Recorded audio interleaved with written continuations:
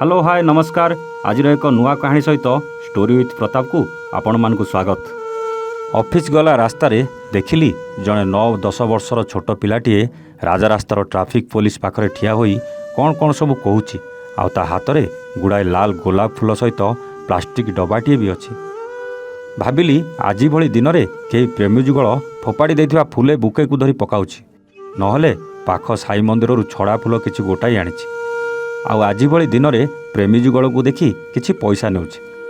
किछि समय पर पिलाटी ट्राफिक पुलिस को गोटे गोलाप फूलटीए दे चलीगला किंतु सेतेबेले काई मनर कौतूहल को जाबुड़ी धरी पिलाटार पछे पछे जावाकू मनस्थ कली। मो मो स्कूटी थाए हेले भी मोर नजर से पिला उपर पड़ी थाए। किछि बाट गला परे भाबिली जदि से पिलाटी जानी परिबो मु ताकू पिछा करूची ताहले बोधे से तार गतिपथ बदलाई दे पारे। तेणु पाख दुकान रे गाड़ी रखी किछि किणिबार छलना करिबार लागिगली। आउ तापरे मु जहाँ किछि देखिली ताहा जेते टाण पथर हृदय होना कहीं ताकू तरलाई देवा पई सक्षम हेबो। पिलाटीर बयस मात्र 10 वर्ष। हाथ में लाल गोलाप फूलटे धरी अड़ी कार सामने ठिया होइथाए आउ से अड़ी कार रे बसिथिबा दुई प्रेमी जुगल को गोटे गोलाप फूलटे नेबा पई काकुति मिनती होताए। गोलाप फूल बदल रे से कहूथाए, सार ए गोलाप फूलटी को नियो। तापरे आउ गोटे छोट पिला फोटो देखाई से कौन कौन सब कहूथाए। गाड़ी रे बसिथिबा बाबू जनक गोलाप फूल पई पैसा देलारु कहला, बाबू मोर पैसा दरकार नहीं। ठीक किछि समय पर ट्राफिक सिग्नाल सबुज होगला। अड़ी गाड़ीटी सेठू चलीगला। पिलाटी हाथ में गोलाप फूलटी धरी छल छल आखिरे पुणी चाहि रहिला परवर्ती प्रेमी जुगल को। मनरे कौतूहल बलवत्तर हेबार लागिला। टिके अपेक्षा करी पिलाटा आड़कू अग्रसर हेली।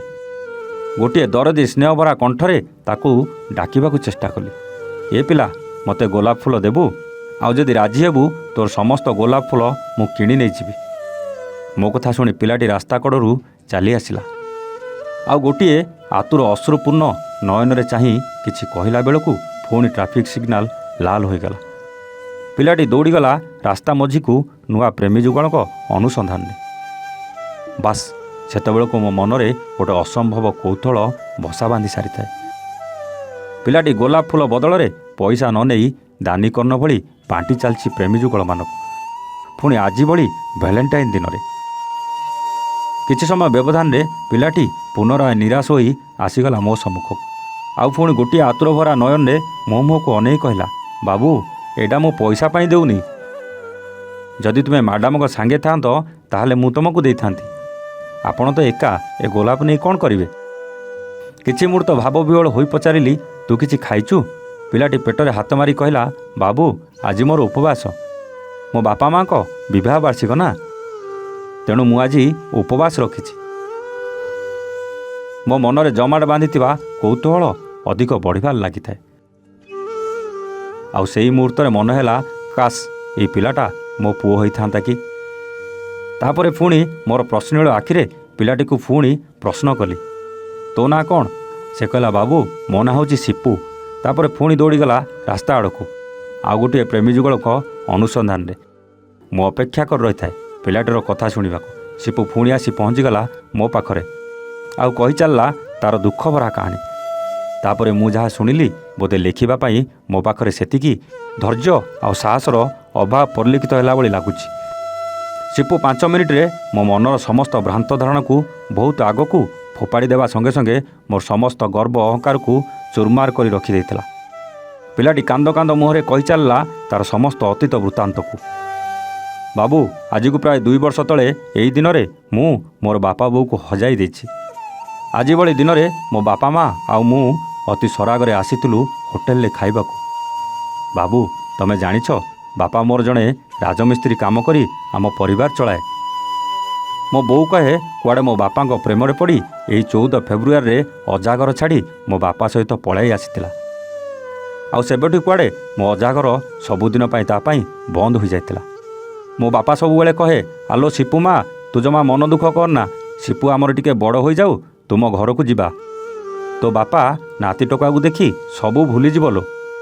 बो भी मन कथा मन रखी सबू दुख को भूली जाई मो मुंड को आउंसी दिए। हेले मो बापा कौन वर्ष ए दिन को भूले ना। पैसा नथिले भी धार करी शाड़ीटे नहीं आसे मो बोऊ पाई।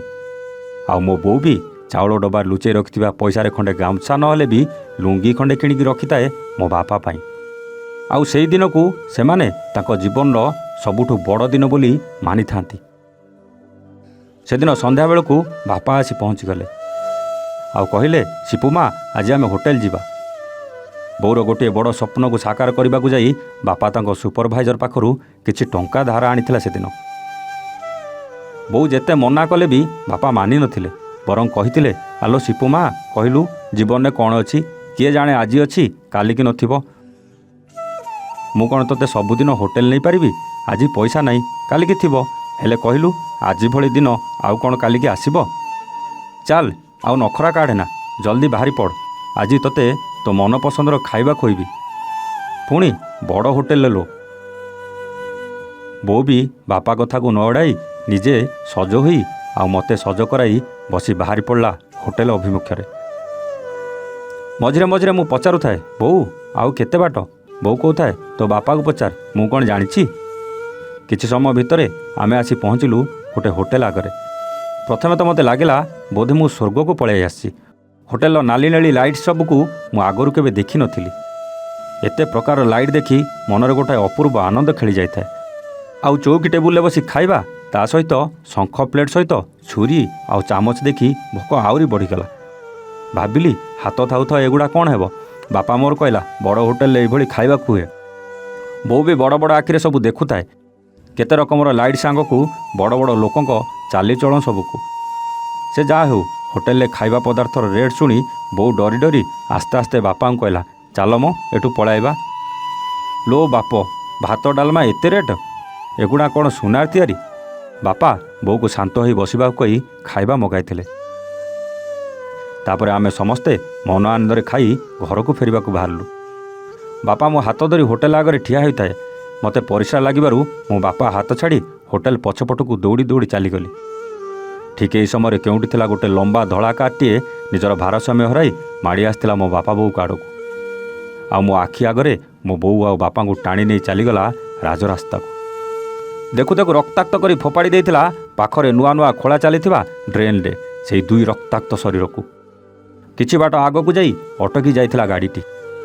ଆଉ ଦୁଇ ଜଣ ପ୍ରେମୀ ଯୁଗଳ ମଦ ପିଇ ମାତାଲ ହୋଇ ବାହାରି ଆସିଲେ ସେ ଧଳା ରଙ୍ଗର କାରରୁ। ଲୋକମାନେ ଘେରିଗଲାରୁ ସେମାନେ 20,000 ଟଙ୍କା ଫୋପାଡ଼ି ଦେଇ ଚାଲିଗଲେ ସେ ରକ୍ତାକ୍ତ ଶରୀର ଉପରେ। ମୋ ଆଖି ଆଗରେ ଏସବୁ ଘଟିଗଲେ ବି ମୁଁ ଜାଣିପାରୁନଥାଏ। ପ୍ରାୟ 30 ମିନିଟ୍ ପରେ ମୋତେ ଲାଗିଲା ଏତେ ବଡ଼ ଦୁନିଆରେ କୁଆଡ଼େ ମୁଁ ଏକା ଅଛି। ତା ପରଠୁ ମୁଁ ଆଉ ମୋ ବାପା ବୋଉର ମୁହଁ ଦେଖିନି।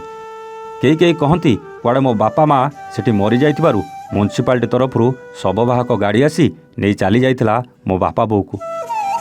ଆଉ ସେବେଠୁ ମୁଁ ହେଇଗଲି ଅନାଥ। ତା ପରଠୁ ମୋ ଜେଜେମା ମୋତେ ସମ୍ଭାଳେ। ମୋ ଜେଜେମା କହେ, କୁଆଡ଼େ ତା ପରଦିନ ଆମ ବସ୍ତିକୁ ସେଇ ପ୍ରେମୀ ଯୁଗଳ ଆସି କିଛି ପଇସା ଦେଇ କେସ୍କୁ ରଫା ଦଫା କରିଦେଇଥିଲେ। ଆଉ ମୋ ନାଁରେ କୁଆଡ଼େ 50,000 ଟଙ୍କା ବ୍ୟାଙ୍କରେ ବାନ୍ଧି ଦେଇ କାଗଜ ଖଣ୍ଡେ ଧରାଇ ଦେଇଥିଲେ ମୋ ଜେଜେମାକୁ। ହେଲେ ବି ଆଜି ମୁଁ ସବୁଦିନ ରାତିରେ ମୋ ବୋଉ ଆଉ ବାପାଙ୍କୁ ସ୍ୱପ୍ନ ଦେଖୁଛି। ଆଉ ସବୁଦିନ ରାତିରେ ମୋ ବୋଉ ମୋ ପାଖକୁ ଆସେ, ମୋ ମୁଣ୍ଡ ପାଖରେ ବସି ମୁଣ୍ଡ ଆଉଁସି କହେ, ସିପୁ ସବୁ ଭୁଲିଯା ପଛେ ଏ ଦିନକୁ ତୁ ସମସ୍ତ ପ୍ରେମୀ ଯୁଗଳକୁ ସଚେତନ କରାଇବୁ, ଯେମିତି ଛୋଟିଆ ଭୁଲ ପାଇଁ ଆଉ ଗୋଟିଏ ସିପୁ ତା ବାପା ବୋଉକୁ ନ ହରାଏ। ତେଣୁ ମୁଁ ଏ ଦିନରେ ରାସ୍ତାର ସମସ୍ତ ପ୍ରେମୀ ଯୁଗଳକୁ ଗୋଟିଏ ଗୋଲାପ ଫୁଲଟେ ଦେଇ ମୋ ବାପା ବୋଉର ଏଇ ଫଟୋ ଦେଖାଇ କହେ, ସାର୍ ମ୍ୟାଡ଼ମ୍, ଗାଡ଼ି ଚଳାଇବା ବେଳେ କେବେ ମଦ୍ୟପାନ କରନ୍ତୁ ନାହିଁ, ଆଉ ମୋ ଭଳି ଆଉ କାହାକୁ ଅନାଥ କରନ୍ତୁ ନାହିଁ। ସେତେବେଳେ ମୋ ଆଖିର ଲୁହକୁ ଅଟକାଇ ରଖିବା ମୋ ପାଇଁ କଷ୍ଟକର ହୋଇପଡ଼ିଲା।